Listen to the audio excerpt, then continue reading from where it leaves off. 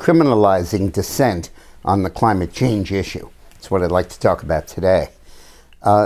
Attorney General Eric Schneiderman of New York State is subpoenaing documents and laying the basis for a prosecution, a criminal prosecution, against ExxonMobil and some of its principals, claiming that they had evidence of climate change and that they concealed that evidence and misled people into believing that climate change wasn't happening and was not a serious problem. This is all based on following the same pattern as the tobacco lawsuits that were very effective in bringing tobacco companies to heel and substantially reducing smoking, particularly among teenagers. But it's absolute nonsense. Worse than nonsense, it's fascist. It's outrageous. It's the thought police. There is a very serious doubt as to whether climate change is genuinely happening to the degree that the alarmists say. Even the United Nations reports have a range from 2 feet to 10 feet of the likely rise in the sea levels in the year 2100.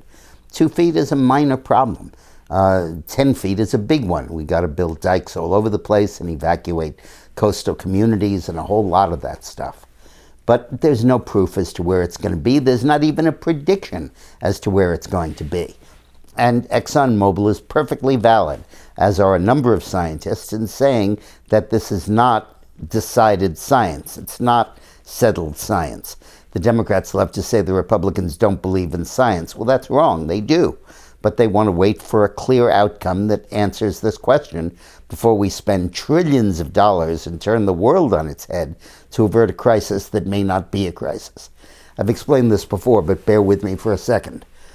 In the 1980s, scientists discovered that there was an accelerated pace of global warming and climate change.